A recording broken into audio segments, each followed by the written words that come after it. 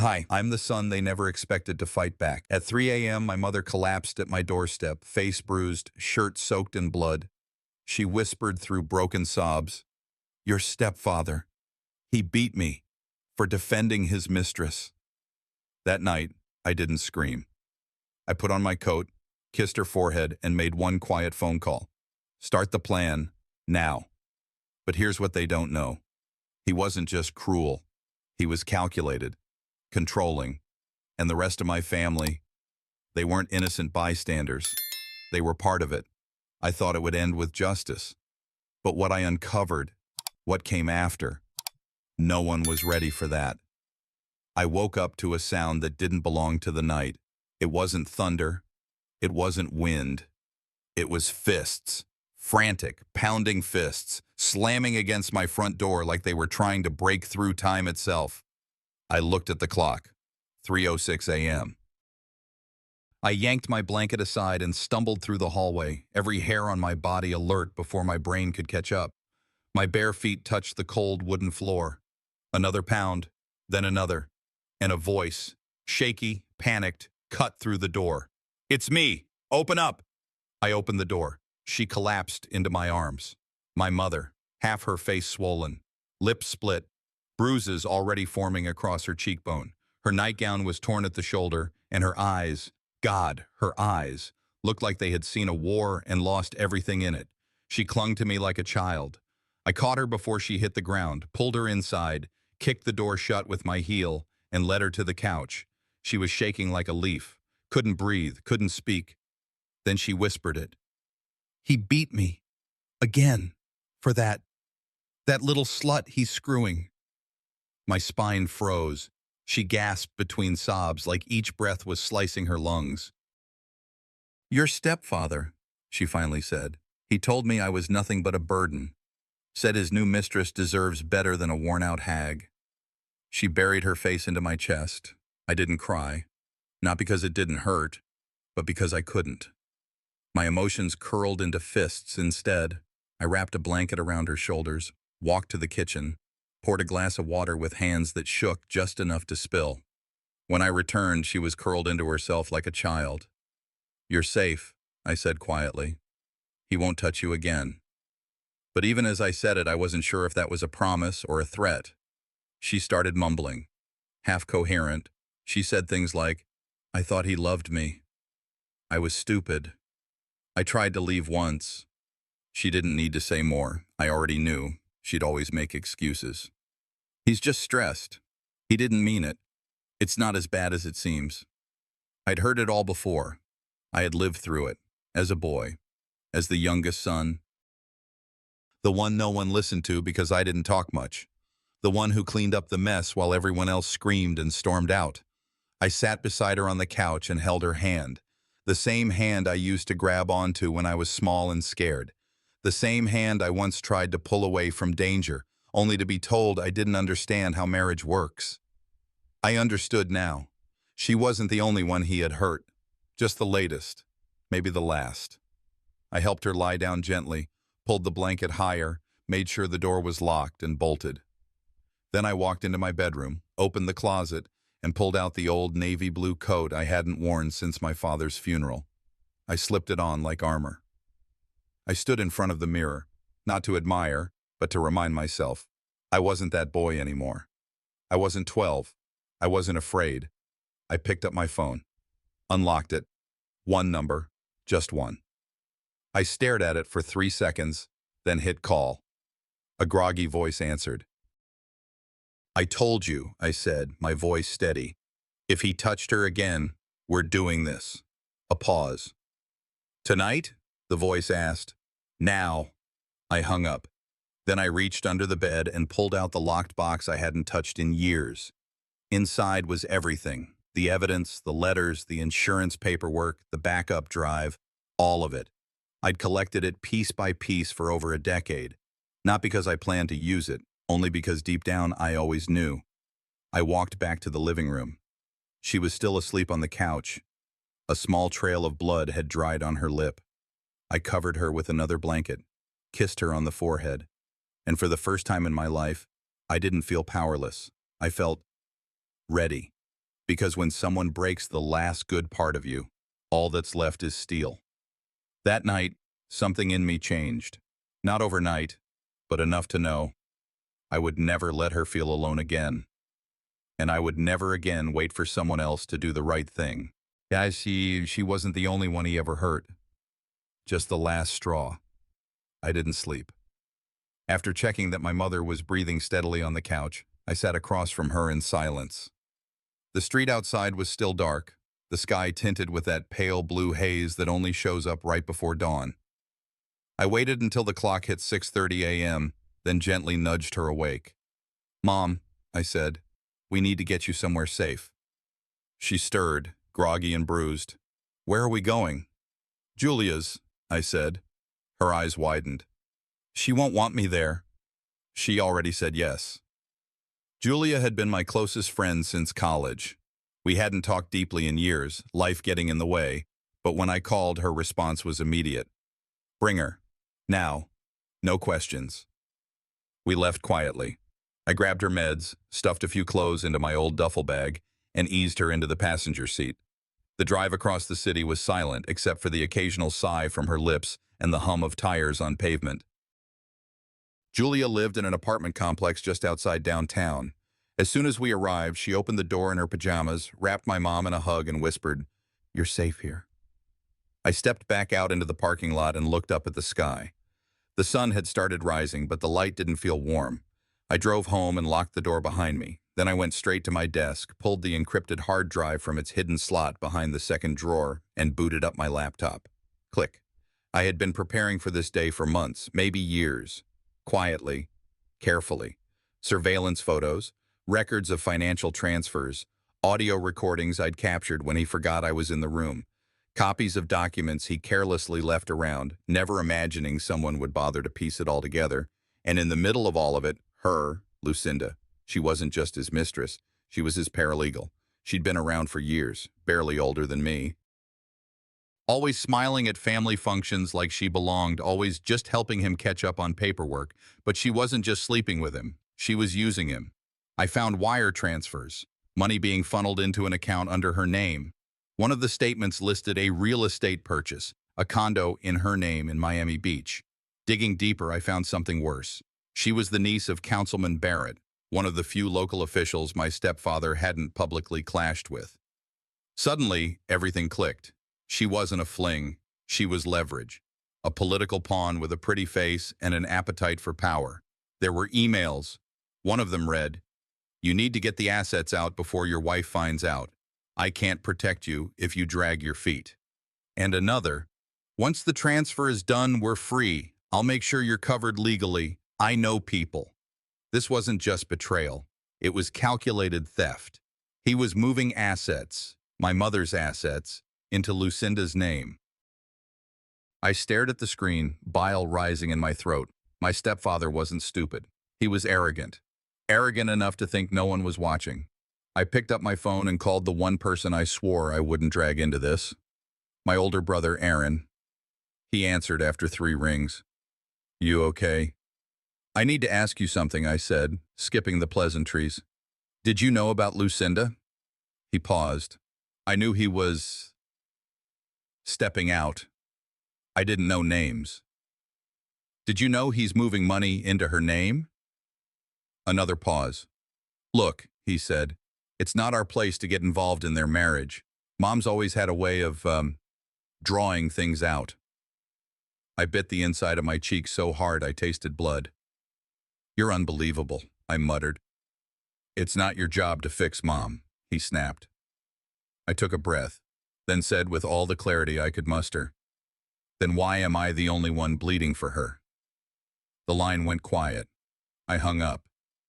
It was almost evening now. I hadn't eaten, hadn't showered.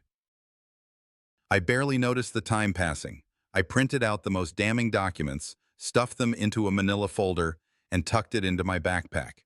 Then I waited. At 9:30 p.m., I drove into the heart of downtown, parked across from the legal building where Lucinda worked. I knew the place well. I'd been there for a deposition once, back when I thought justice was something anyone could afford. I kept the engine running, eyes fixed on the front door. 10 o'clock came and went. Then at 10:14, she appeared. Lucinda, blonde hair pulled back in a ponytail, heels clicking on the sidewalk, coat slung over her arm. She glanced at her phone as she walked, laughing at a message. No idea she was being watched. I didn't follow her. I didn't call out. I just watched. Because tomorrow, I'd walk into her world, not with threats or fists or empty promises, with proof. And when I did, she'd understand. This wasn't about jealousy. This was about justice.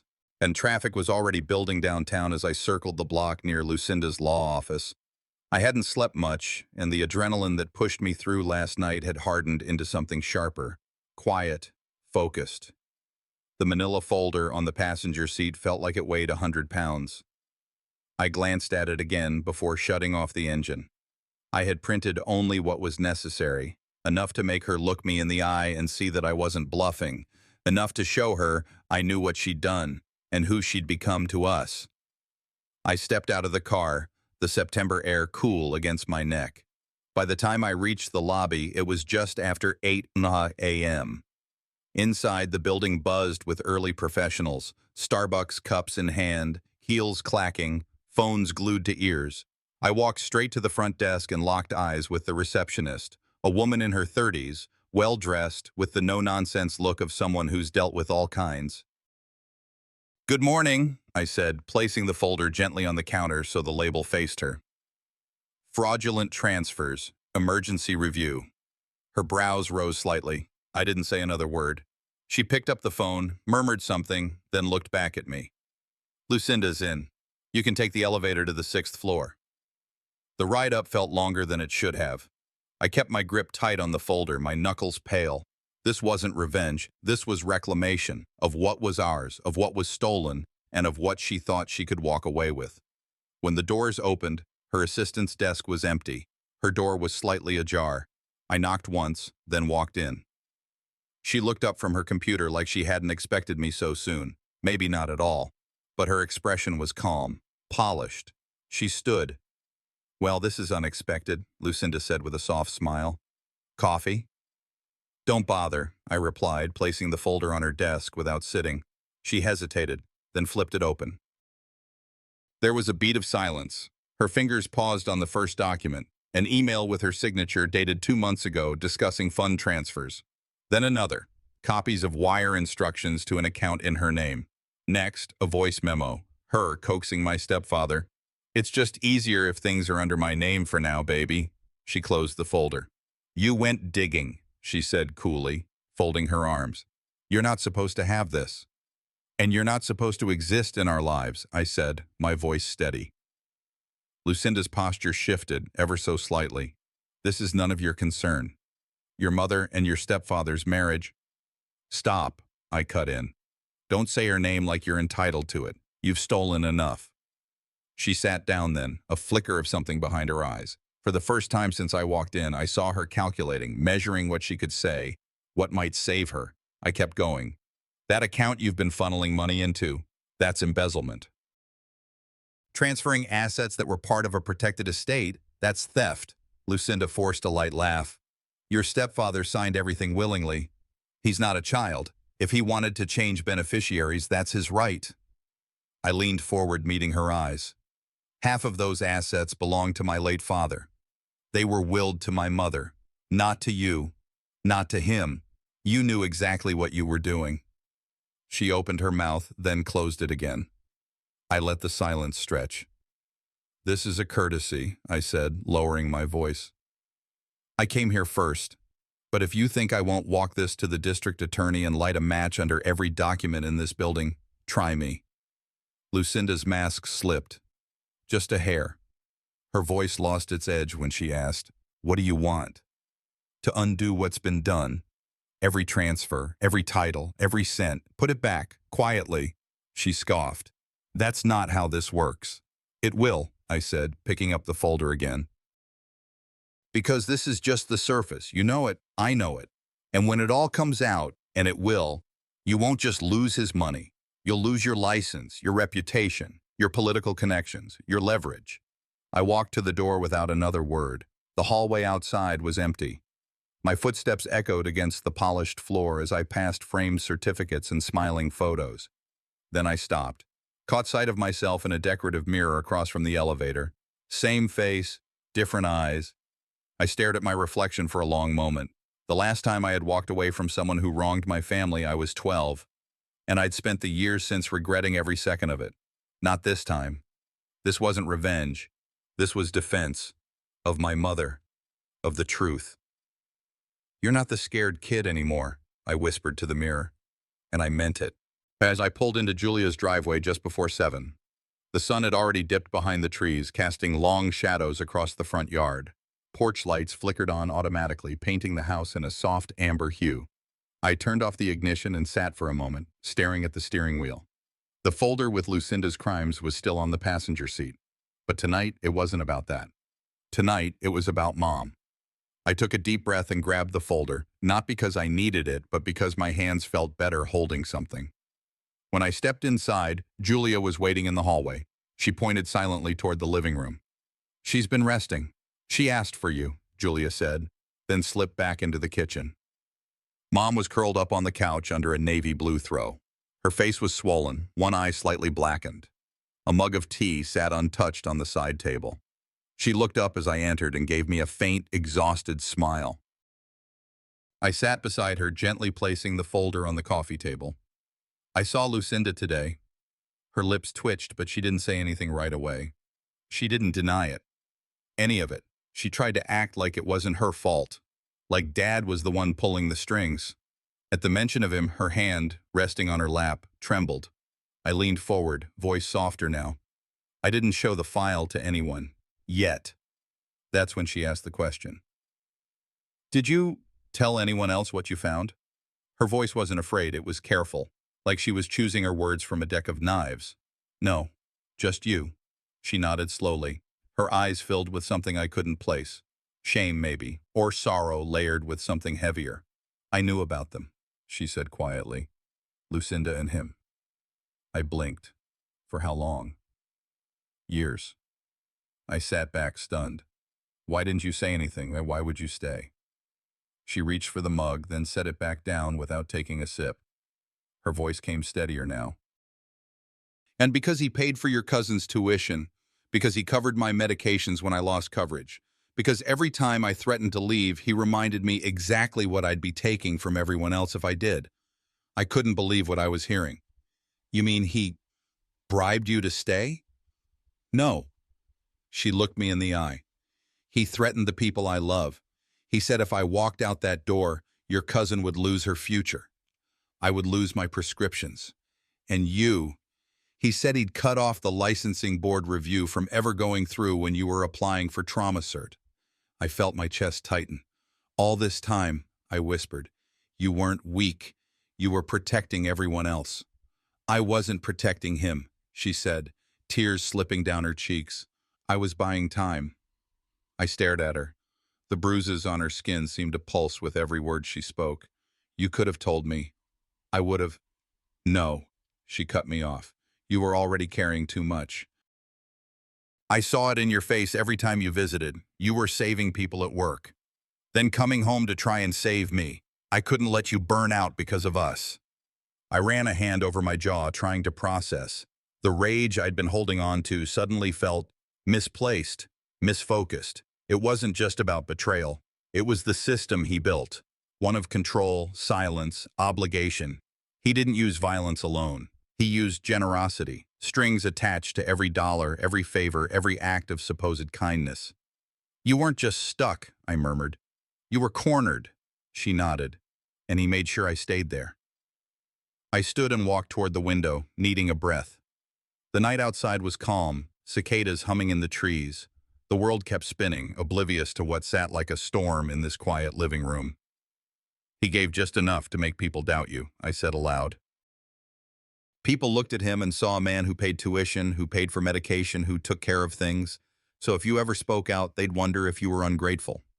"That's exactly what he wanted," she said behind me. I turned to her. "I can't believe I missed it." "You didn't," she said. "You were surviving it too, in your own way." Silence settled between us. But it wasn't heavy. It was honest. I walked back to the couch and sat beside her again. From now on, I said, no more secrets, no more silence. We take this apart, every thread.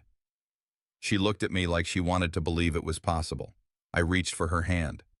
You bought time. I'm going to use it. Now I'm 3 days past like a slow boil. Quiet on the surface, but bubbling underneath. I spent those hours finalizing everything.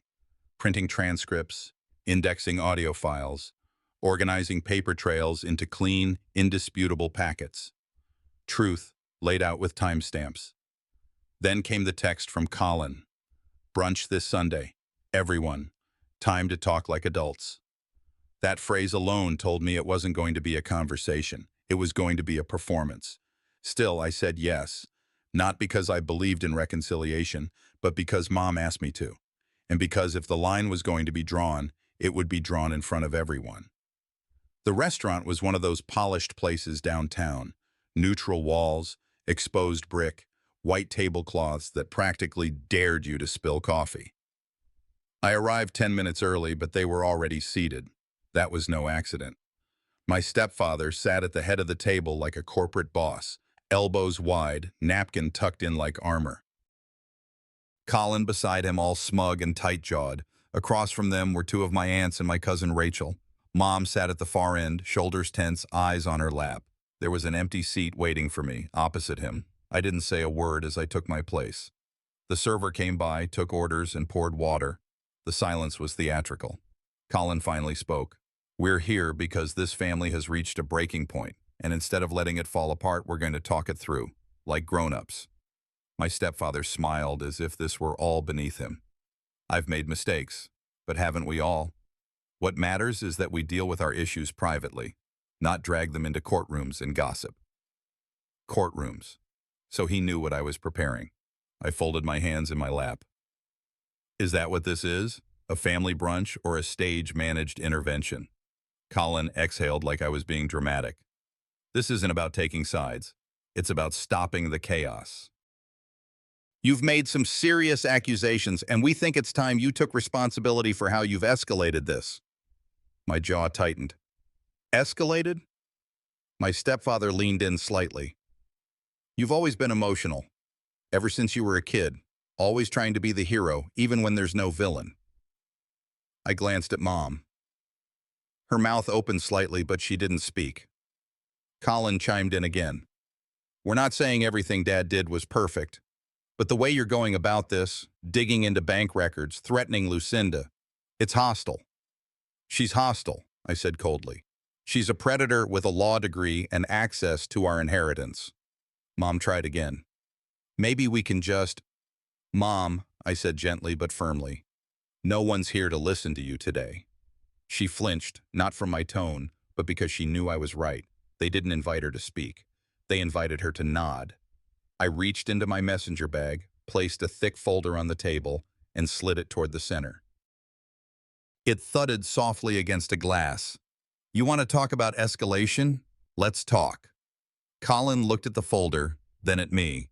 This contains wire transfers to Lucinda's personal account, property deeds, voice recordings, time-stamped, verified. You call it a family meeting.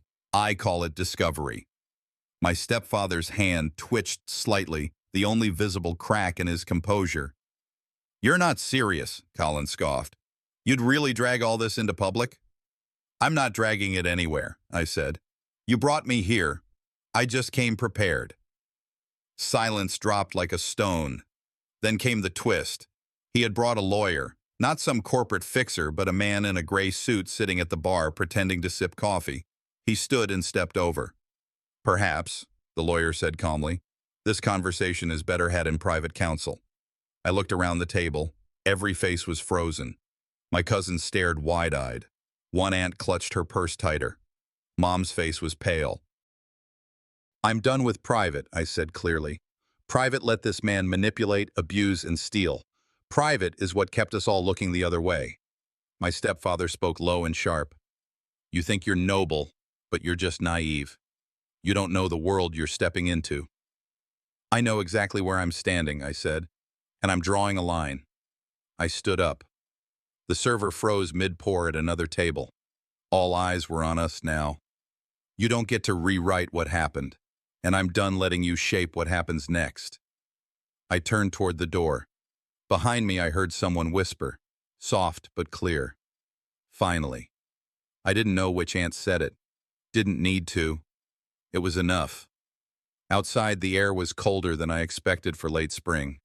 I walked without looking back. That meeting wasn't a reconciliation. It was a reckoning.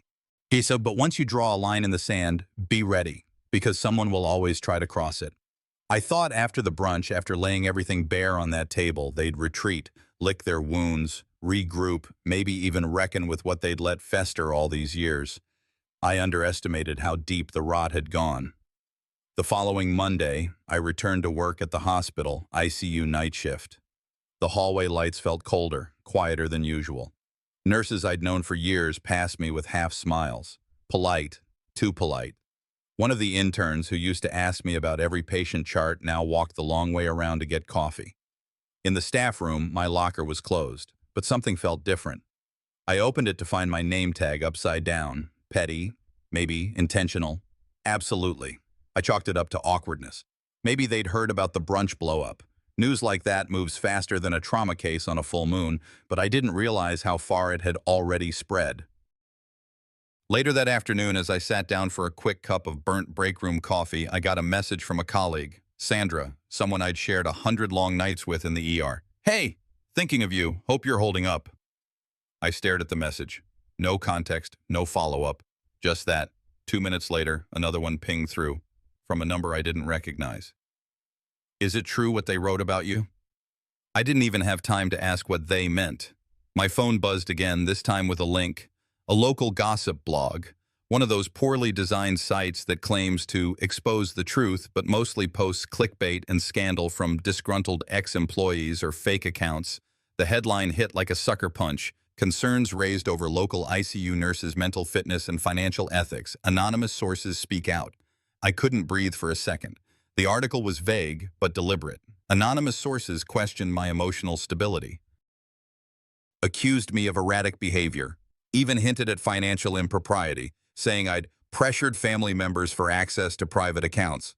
None of it was provable, none of it true, but it was just enough to smear, to cast doubt, especially in a world where perception could ruin a career overnight. I dropped my phone on the counter, hand trembling slightly. Not out of fear, not yet, out of disbelief. They were trying to bury me before I could finish what I'd started. I checked the family group chat, silent. Normally, there'd be at least some banter from cousins, a forwarded meme, a Sunday recipe from Aunt Janet, nothing. Just the blue-gray void of unread messages. I called Colin, straight to voicemail. I messaged Rachel, my cousin, the one who whispered finally at brunch. Hey, have you heard what's happening? No reply. Then I tried Mom, just a simple call. She didn't answer either. A few minutes later, she texted, I think it's best we don't talk for a while. I just stared at the screen. I wasn't just being sidelined. I was being erased. The next few days blurred. HR requested a meeting just to check in. They phrased it like concern, but I saw the notes on their clipboard, printouts of the article, my recent leave of absence, questions about professional boundaries. I kept calm. I gave them nothing. But inside, it was a different story.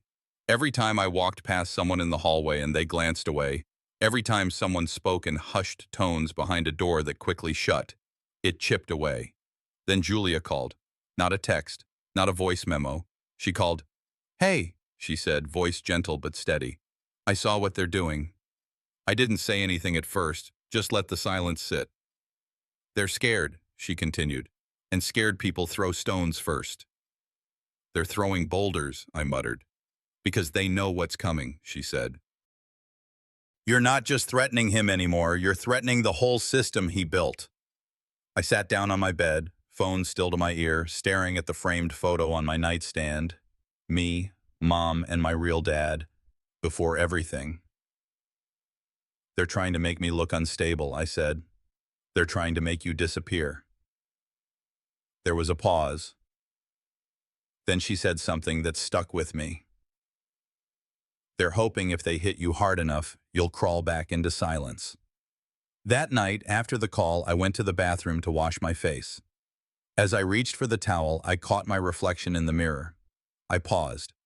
There was something different in my eyes, something missing. Or maybe, something that had finally settled. I didn't see a man unraveling.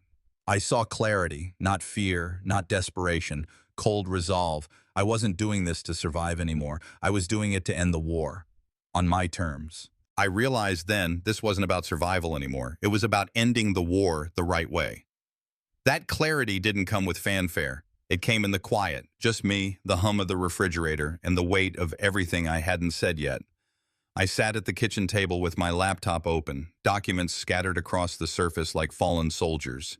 The kind of night where sleep is a fantasy, and the only thing keeping you upright is purpose. I poured myself a cup of stale coffee and opened the encrypted folder I'd created months ago. Every file, every photo, every thread, I combed through it all again. Not with panic this time, not to react, but to build. I wasn't chasing fire anymore. I was constructing a case.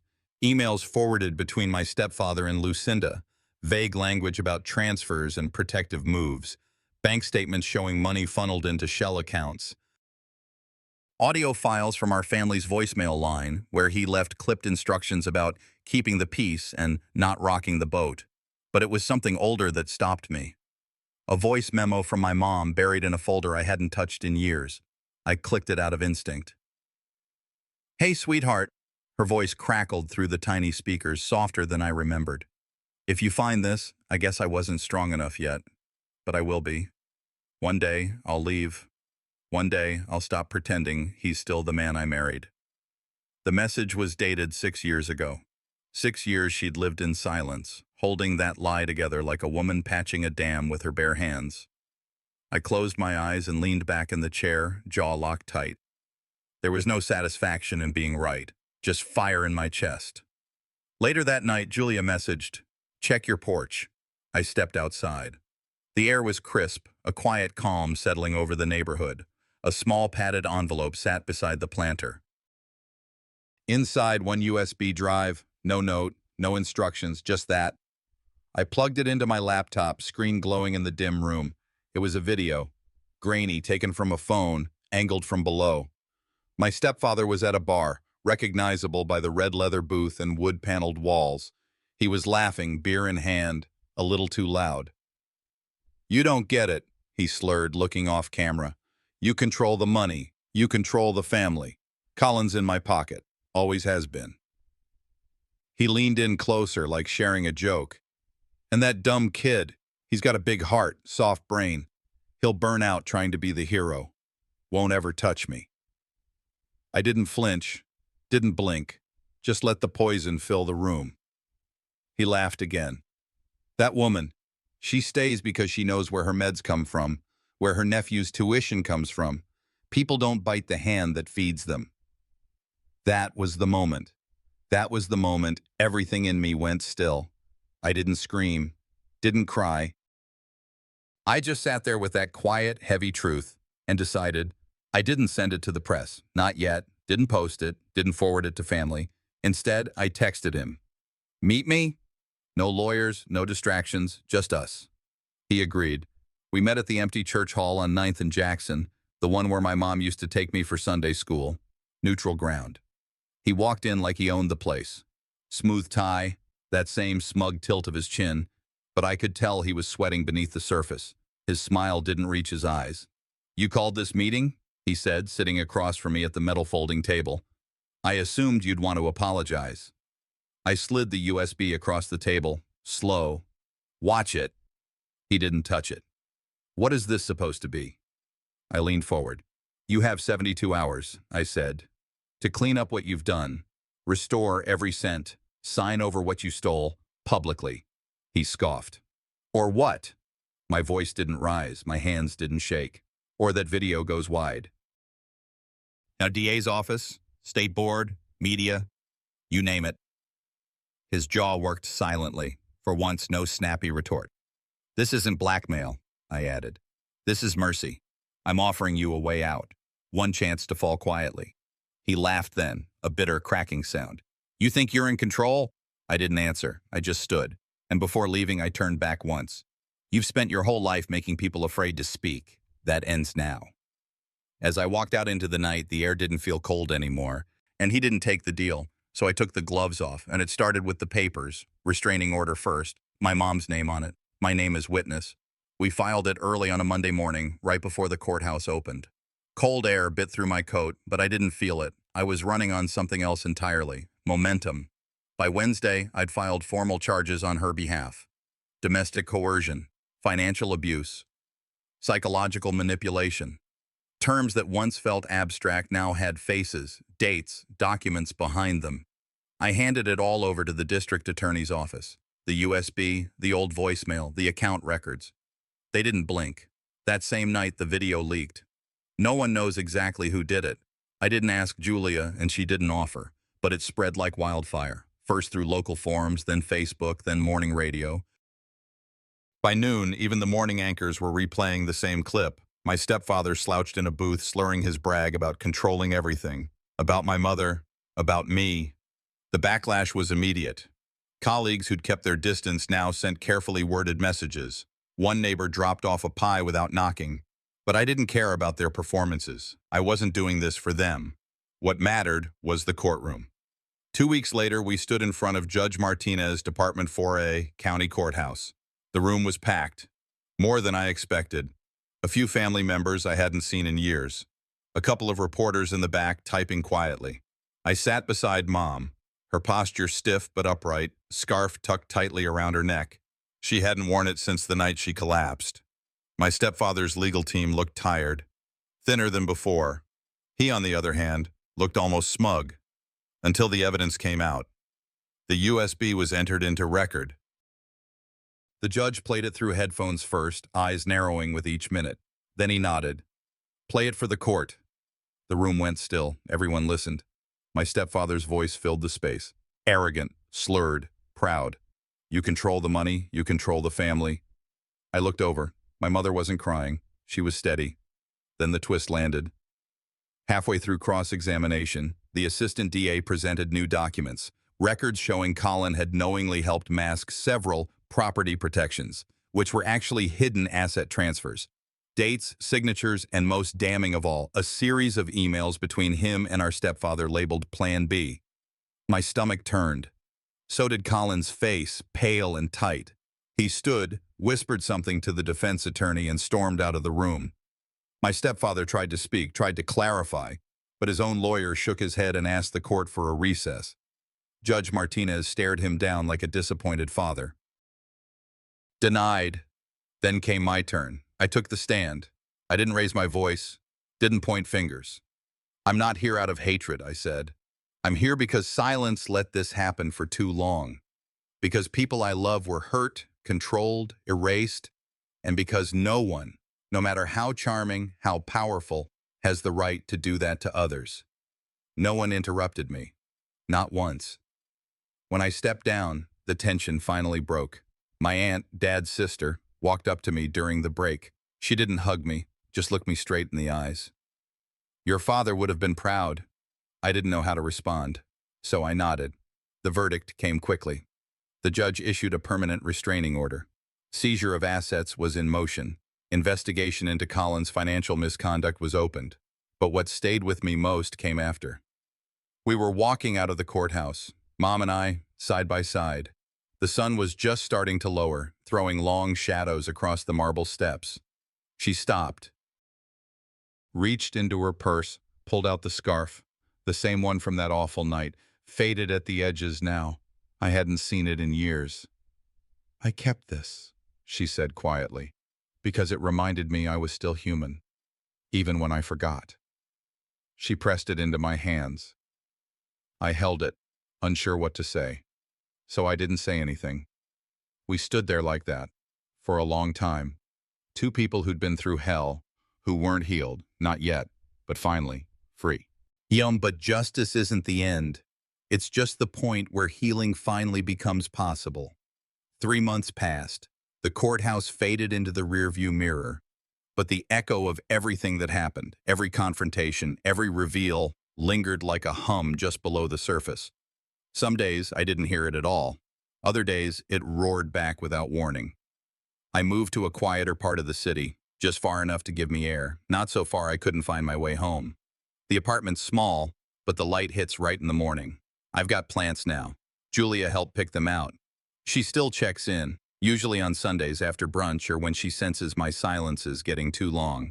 Mom and I, we've carved out something steady. Every Sunday, same time, same bench in the park near her building. We sit with coffee and pieces of cinnamon toast from the bakery down the block.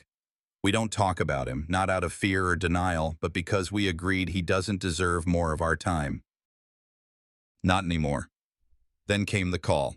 It was early, barely 6. The kind of ring that jolts your bones before your brain catches up. I let it go to voicemail. The second ring was from Julia. I picked up. "He's dead," she said, her voice quiet, flat. My stepfather had died in a car crash on some back road in another state. Alone. Rainy night. The truck went off the embankment. No one found him until morning. No one claimed the body for nearly 2 weeks. Even Colin stayed silent. I didn't feel much when I heard. Just still. No surge of relief, no satisfaction, just an odd kind of emptiness, like a room that had always smelled of smoke had suddenly gone clean. You don't celebrate silence, but you notice its absence when it finally arrives. 3 days later, I drove out to the crash site. It was quiet, just off a 2-lane highway with nothing but fields and fence posts stretching in either direction. The rain had come through again, so the grass along the shoulder was soft, the air damp. I didn't bring flowers. I brought the scarf. Mom hadn't said anything when I asked for it, just handed it over, folded neatly in a zip bag like it was fragile glass. She didn't ask where I was going. I think she knew. There wasn't a memorial, no cross, no wilted bouquet. I stood there for a while, staring at the bent guardrail and the shallow ditch where the truck had landed. Then I reached into my coat pocket, pulled out the scarf, and gently laid it across the top of the rail. It fluttered once in the breeze, like it remembered something, and then settled. I didn't cry. I didn't speak. I just turned and walked away. Weeks later, a letter came from Colin. It was postmarked from some rehab facility 2 states away. His handwriting hadn't changed, still tight and precise, like he was afraid of being misunderstood. He said he was trying to figure out who he was now.